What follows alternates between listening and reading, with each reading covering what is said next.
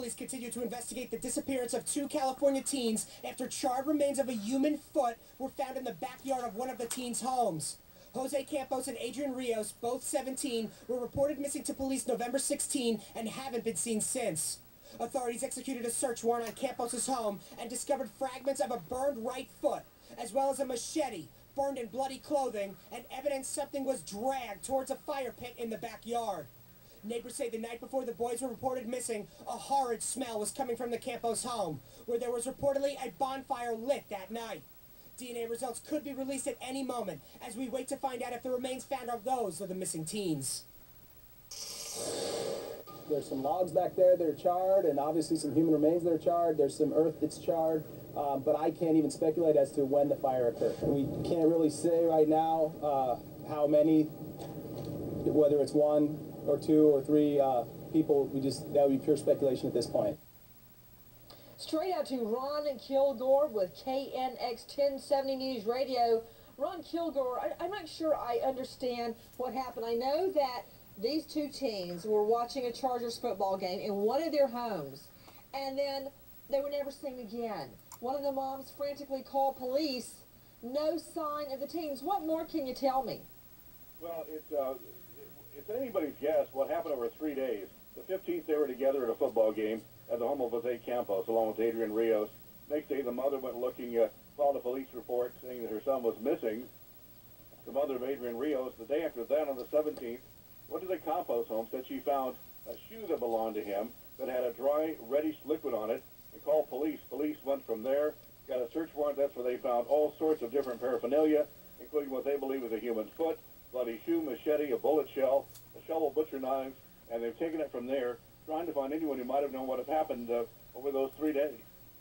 Everyone, the tip line 951-765-2400. Mr. Kilgore, was this the home where they were watching the Chargers game, where this foot, a human foot, was found in the backyard? Apparently so. The home of Jose Campos. Now, police had called his parents, asked permission to search the home. Went in with a search warrant. That's where they found the drag marks in the backyard, leading to a driveway, and then to the backyard fire pit. Went through the home, found other things, including a partially burned T-shirt. All this different evidence, they say, that's given them some leads. But so far, no suspects apparently in the case, at least no arrests yet. Well, okay, Ron Kilgore joining us, KNX 1070. Ron, why didn't the parents, were they living in the home at the time? Didn't they know what was going on? This is unclear where the parents were. In fact, it was when police called the Campos to say, we want to search your home. That's when they said, oh, by the way, our 17-year-old son, Jose Campos, is missing, along with one of the family pickup trucks. That's when they reported him missing. Now, where they were at the time remains somewhat of a mystery in this whole unfolding story here. To Matt Zarrell, our producer on the story, what can you tell me? Had they moved out of the home? Where was the rest of the family? Well, the Campos had moved home about 2 months ago, and they're having... I'm sorry, I couldn't hear you. Repeat. Yeah, Campos moved home with his parents about 2 months ago, right. And there were reports from neighbors that have told media that the house has been vacant for a week up until the bonfire, which was on November 15th, that okay. No one had been in the house. So the family wasn't living there, and he goes back there to watch the Chargers game. Does that sound accurate, Matt Zarrell? That's what we think, and then the neighbors are saying that there was a huge bonfire that was out of control that night, and there was a horrible smell coming from the house. Out to the lines, Kevin, Kentucky. Hi, Kevin. Hello, Nancy. Hi, dear. What's your question? Well, I have a comment and a question. Okay. I'd just like to say, all the ladies that work with my wife wait for my instant text, say I want to keep up with what's going on. And I'm so glad we're off the Tigers thing. Were these kids involved in a big party in which the neighbors may be able to elaborate on a group of teens that may have been there, or was this more of a hidden thing that no one realized what was going on until after it was over? Good question, Matt Zarrell. What do you think? Well, a neighbor has said that the two boys fitting these 2 boys' descriptions ran up to him that night and said they got pepper sprayed in the eye during a fight. Now, the neighbor did tell the AP that they did smell of alcohol. They did resemble these 2 boys. We don't know for sure if these were the 2 boys or who was attacking them, who fired the pepper spray. Joining us right now, criminal profiler, author of Killing for Sport, Pat Brown. Pat, this is a case that has obviously dumbfounded police. We don't know motive. We know that there's a dead human because we've got a human foot found in the backyard next to a fire pit. Also found, Pat Brown, which I haven't discussed yet, a machete resembling this. It's huge, huge. A machete, a .22 caliber spent shell casing, bicycles, a shovel, butcher-style knives, tennis shoes, gas canister, burnt pieces of clothing, knives, a shoe, a partially burned t-shirt, rope, a sock, and a yellow metal hoop earring.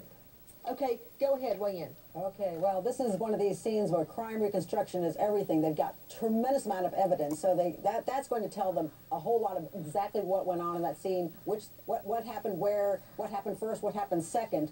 And what's very interesting is this sounds very much like a teen crime.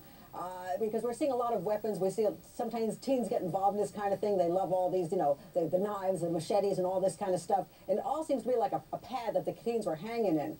Now, what's interesting also is that Campos has gone missing. His truck has gone missing. His girlfriend went missing for a while. She showed back up.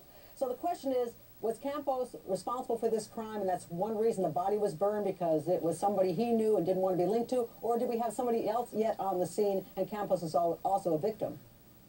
I want to go now to Dr. Gerald Feigen, medical examiner, Camden County. Dr. Feigen, can you get DNA from charred remains? Sometimes if you dig deeply enough inside, you can find some unaltered tissue, and yes, you can. I've done it in the military on autopsies on people who've died overseas. To Deborah in Tennessee. Hi, Deborah. Hey, Nancy. Hi, dear. What's your question? I'd like to thank you for showing the kids on the TV, because I don't have a computer. And so it's nice of you to do that for us. Thank you. I wanted to know, who's seen these kids beforehand, and is it possible that it was... That it was what? That it was teens that did this? Okay, Ron Kilgore, KNX 1070, answer. Well, the girlfriend finally came forward and said she was never missing because she'd gone from her father to live with her mother, didn't want to tell her dad, and so forth. She apparently knows what's going on. Somebody had seen the three kids at that house together because the police knew that. But police have questioned her and let her go, saying she's no longer a person of interest. So apparently she knows something that happened. Neighbors, somebody had seen her there because they identified her. Let me give that tip line again. Hold on, Ron. 951-765-2400. Everyone, as we go to this break, we're taking your calls live, but we stop to remember California friend John Tracy. He died last month at 90, retired 23 years from the Navy. He served on the USS Nashville during World War II, the USS Fuller, and in Korea. He leaves behind wife Barbara, daughters Carol Ann and Susan, a brother, 2 sisters, 3 stepchildren, including our director, Brett, and 2 granddaughters. John, you will be so missed, and I know the angels have welcomed you in heaven.